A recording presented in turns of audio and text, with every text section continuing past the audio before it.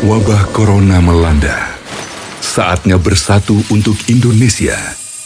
Kita semua adalah bagian aksi penyelamatan bangsa.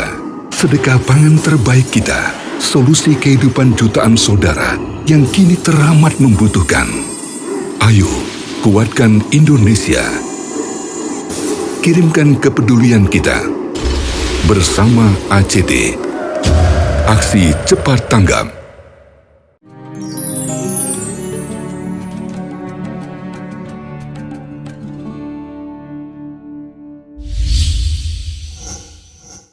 Ini memang mengalami head. Yang ini tip yang harus dikerjakan seorang ibu ketika dia dalam kondisi head selama Ramadan. Jangan lupa donasi untuk keberlangsungan FAT-TV ini. Insya Allah semua yang Anda donasikan Allah akan mengganti dengan lipat ganda karena di sini Anda beramal jariah. Ayo bergabung dalam dakwah FAT-TV. Semoga Allah berkahi. Bismillahirrahmanirrahim. Assalamualaikum warahmatullahi wabarakatuh. Saudaraku, bertemu kembali bersama Abi dan Ummah tentang peranan seorang ibu di Ramadan. Masya Allah, ini ibu memang luar biasa peranannya. Tapi kadang-kadang seorang ibu ini memang mengalami head. Yang ini menjadi penghalang dia untuk berpuasa, menjadi penghalang dia untuk sholat.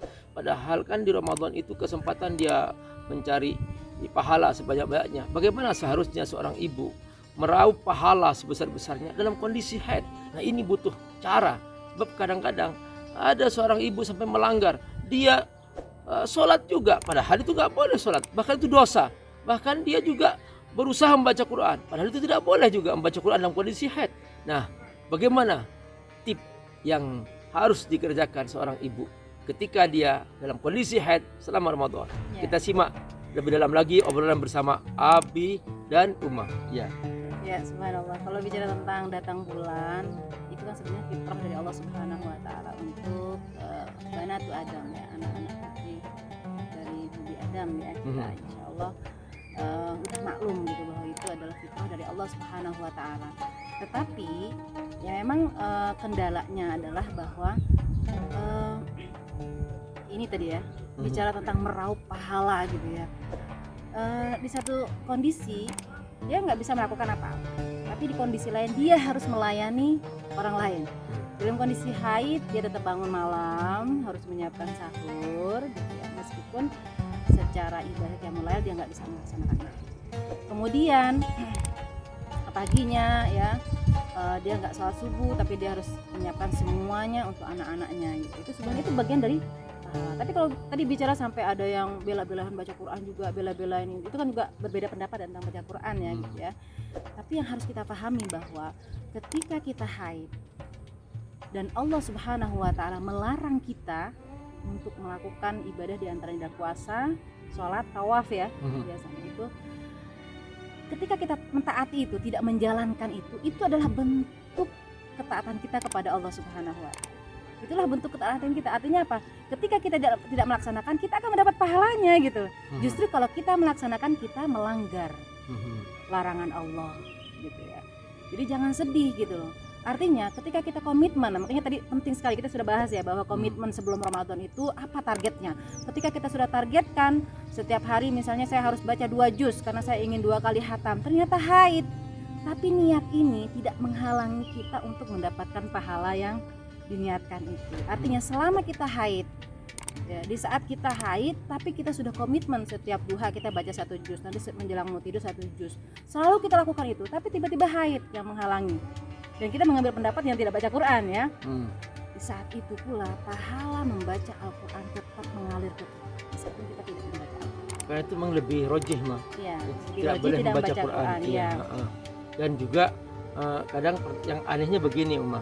Pak Ustadz, ini kenapa sih saya haid di Ramadan sehingga saya nggak bisa baca Quran? Terus ibu ketika tidak haid baca Quran enggak? Ya, ini protes ketika dia haid. Seharusnya ketika tidak haid dia maksimal untuk mengalami apa, untuk istilahnya sebagai apalah, untuk menutupi. Ya, menutupi ketika masa haid tiba, seharusnya jadi begitu. Biasanya kalau orang sudah berprogram punya target Ramadan atau tidak Ramadan tentang tilawah ya, ini biasanya dia sudah ancang-ancang. Misalnya oh saya setiap bulan pasti 7 hari tidak bisa melakukan tilawah, berarti sehari harus berapa nih ya untuk menambal dari 7 hari yang tidak dia baca, sehingga target itu tercapai gitu. Jadi semuanya tergantung niat dan komitmen di awal gitu. Tapi kalau nggak ada komitmen, ya udah alhamdulillah haid nggak baca gitu ya. Nah ini yang tidak akan mendapatkan pahala. Tapi kalau dia sudah komitmen, saya harus tiga kali hatam, tapi ternyata haid, gimana nih pas haid? Ya udah, itu udah fitrah dari Allah seperti itu, ya udah. Yang lebih berbahaya lagi, gitu ya. lebih berbahaya lagi, wanita ini seringkali alasan haid, dia sengaja nggak puasa padahal tidak haid sudah. Nah, itu iya, ini juga berbahaya. Bahkan sampai dia juga tidak sholat alasan haid gitu. Ya laki-laki nggak tahu. Ya dia tinggal bilang aja saya haid gitu. Padahal dia sudah habis masa haidnya. Sekarang sudah selesai masa haidnya. Ini dosa besar, dosa besar. Makanya kalau kita bicara tentang haid itu memang sangat detail pembicaraannya.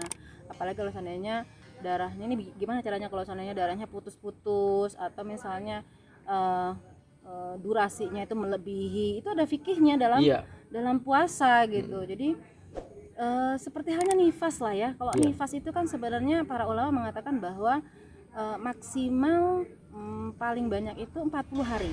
Tapi bukan berarti memang kita nifasnya 40 hari gitu. Nifasnya itu sesuai dengan darah keluar, tapi batas akhirnya adalah 40 hari. Kalau 40 hari masih keluar juga, itu namanya sudah istihadah gitu ya.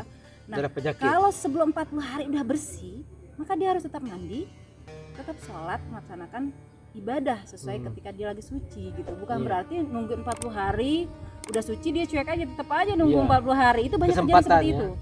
Enggak, kadang-kadang nggak paham juga gitu. Nah, itu juga masalah gitu. Jadi dia harus tahu ya bahwa itulah ya kondisi yang ada yang harus kita pahami tentang masalah haid supaya kita nggak terlewatkan ibadahnya gitu. Nanti mentang-mentang gara-gara saya udah biasa 7 hari, kok ini udah 8 hari masih haid juga ya gitu ya. Akhirnya dia terus aja nggak puasa, dia nggak sholat gitu ya. Seharusnya ketika dia memang sudah terbiasa 7 hari, hari ke-8 itu dia sudah ngambil istihad sendiri. Oh ini berarti bukan haid lagi. Dia harus sudah mandi, sholat, kemudian dia berpuasa seperti biasa. Karena kebiasaannya 7 hari, kok ini tiba-tiba 8 hari. Nah ini 8 hari ini sudah harus dia bersih-bersih. Dibutuhkan kejujuran seorang ibu tentang masalah haid. Jangan sampai dia menjadikan haid ini alasan untuk tidak beribadah kepada Allah Subhanahu wa ta'ala. Dosa besar seorang yang sengaja meninggalkan sholat, meninggalkan puasa atas nama haid padahal dia tidak haid sebetulnya. Saudara Allah, penting kita terus ngobrol tentang peranan seorang ibu di Ramadan hanya di FAT TV bersama Abi dan Umma. Semoga Allah berkahi. Assalamualaikum warahmatullahi wabarakatuh. Assalamualaikum warahmatullahi wabarakatuh. Virus corona sudah kita sadari bahwa begitu cepat menyebar dan sudah banyak yang jadi korban, dan saatnya kita turun tangan untuk memberikan bantuan kepada mereka.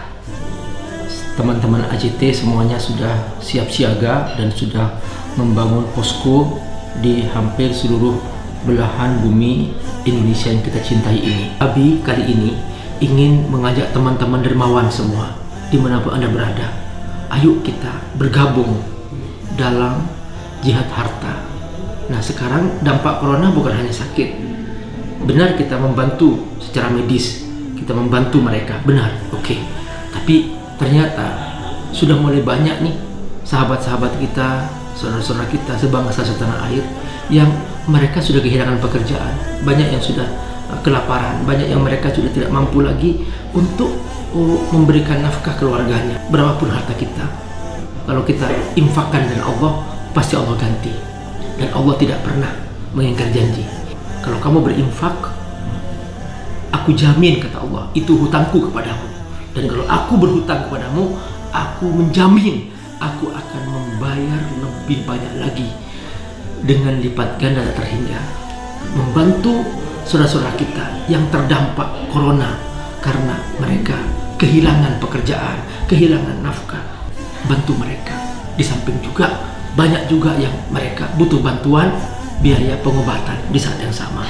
Nah, kita bergabung dengan indonesiadermawan.id dengan hashtag bersama lawan corona. Assalamualaikum warahmatullahi wabarakatuh.